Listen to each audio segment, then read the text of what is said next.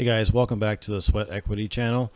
Today I'm going to be changing the oil on my 99 E36 with the M52 engine. Let's get started. Alright guys, so the first thing we're going to go ahead and do is open the hood up. Fairly straightforward. I always like to check the oil level before I do it, just to make sure that the level didn't drop too much. As you can see, it's right on the full line.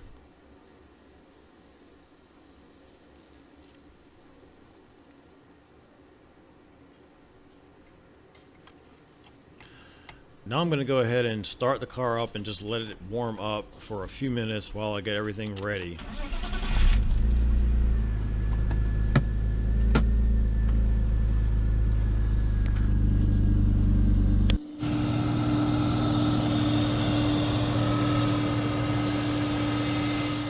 I go ahead and get my oil change from FCP Euro. You can get it from wherever you prefer. But I do like the fact that FCP Euro just kind of gives you everything you need with one click of the mouse. I have been using liquid moly in the BMWs that I've had for quite a few years now. I definitely have no complaints with it. It also comes with those O-rings right there.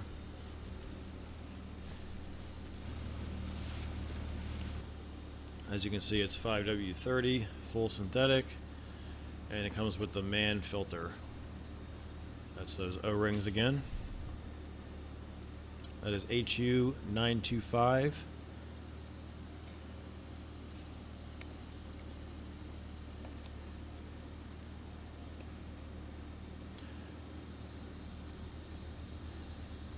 And in the oil filter box, you get your big O-ring and also the copper drain plug gasket.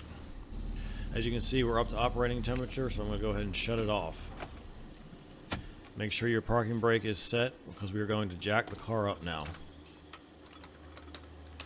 I usually just lift it right there where those plugs are for the jack points, and then I put a jack stand under more in the center where that kind of like a frame rail is.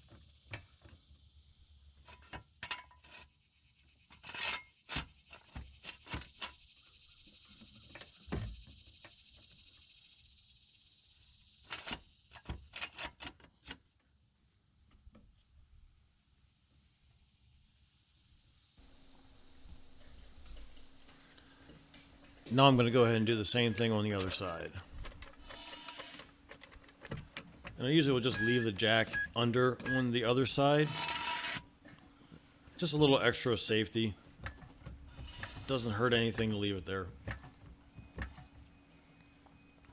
I'll just lower it down gently, but then just leave it in place.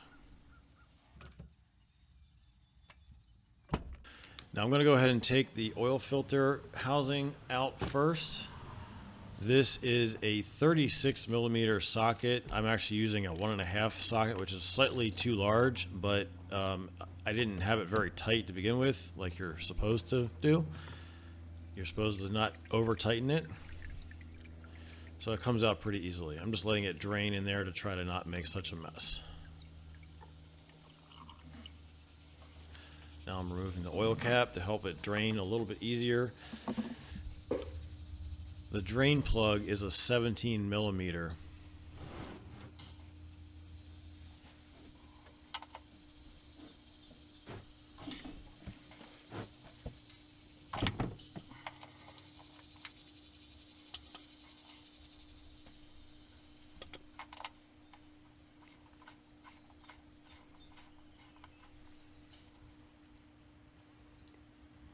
And here I'm just trying to make sure that the copper gasket is coming out with the drain plug.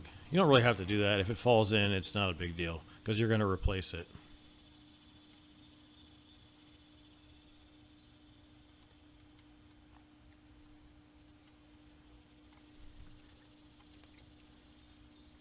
That's that washer gasket right there.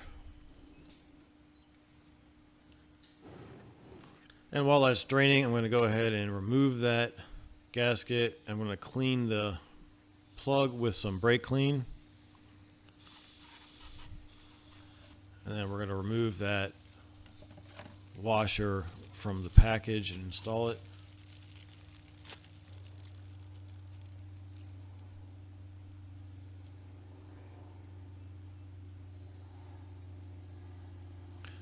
and the oil filter cartridge just pulls right out. I like to use a pick to remove the old O-rings. You can get these from Harbor Freight for a couple of bucks.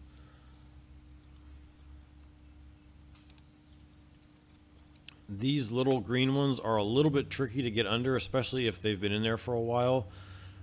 These, I don't think I replaced these the last time I did an oil change, so they're probably a few years old. They were a little bit hard. And I just give the whole thing a nice cleaning with some brake clean before I put the new O-rings on.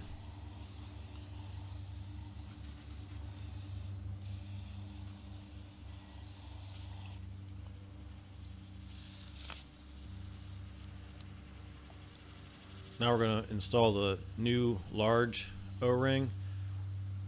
Just kind of do that one by hand. I usually just kind of feel around it to make sure it's seated, and also if there's a little bit of oil in my fingers, it usually is enough to make it go in easily. Now to put these in can be just as tricky as taking them off. It wants to go right into the top slot, so you kind of have to take your pick and dig it back out gently without damaging it, and then just kind of walk it down to that lower level.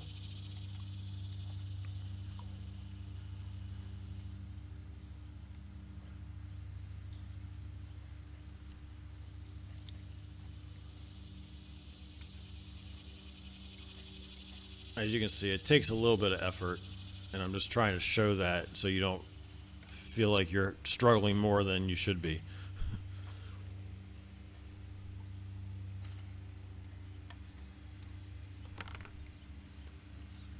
The top one should go on relatively easily. And there's really no up or down to the filter, but I just have the lettering on the top.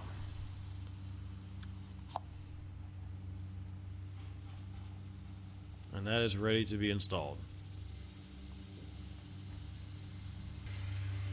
When you're putting it in, you want to make sure that you're pushing it down a little bit to get the threads started, and then just go ahead and take your socket and ratchet and snug it down. Just make it snug. It doesn't have to be very, very tight. The O-ring will do the sealing.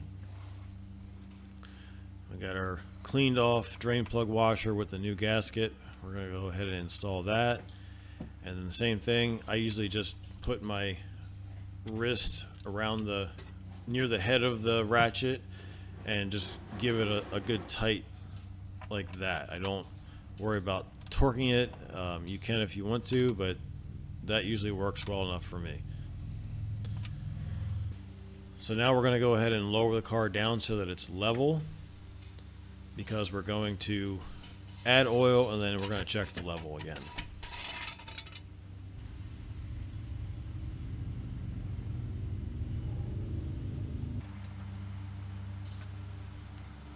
You can also use ramps to change your oil, but I find sometimes that, especially with a rear-wheel drive car, it can be a little hard to drive up on ramps without the ramps just kind of sliding out from under it, from in front of it.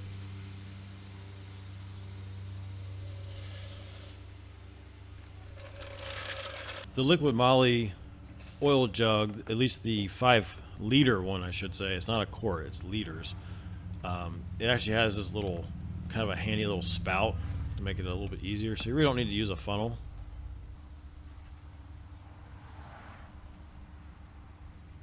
It takes a little longer to empty it out that way rather than just taking that whole black cap off, which you can do also. And the small quarts, or I'm sorry, the small liters do not have that.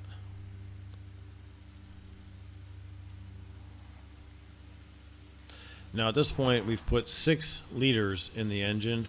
I'm going to go ahead and pull out the dipstick to show you that it actually is showing that it's full, but that level is going to go down when you start the engine and build the oil pressure. It pushes oil into all of the oil filters and all the passages, and the level will drop. You just need to let it run until the oil light on the dash goes out, or just a few seconds, just like that. As you can see, it's about halfway between those two marks. Now you can go ahead and just add probably about a half of a liter and you should be good. I usually just go ahead and add the entire liter on my car because I know that it will use about that much oil in the 5,000 miles, which isn't really bad for a car with 243,000 miles on it. So now this step here is optional. This is to reset the maintenance reminder light on the dash. Mine actually in this particular instance is really not even readable because my cluster is, having typical BMW cluster issues and kind of pixelating. So you really can't see it. Although the other day I could see that I was down to the yellow line only when I started the car. It depends on what odometer reading you have as far as how it reads. So basically what you did there is you just have the key on for 10 seconds with that in there, and then take it out, put the cap back on, and then turn the key off, and that resets it. So as you can see right here, it really doesn't look any different, but it is at least showing that it's reset. And that is pretty much it, guys. I really appreciate you watching. If you do find this video helpful, I would greatly appreciate hitting the like and also subscribing to the channel. It doesn't cost anything, but if I do upload videos, you will get a notification and you won't miss anything. So have a great day, guys. I will see you soon.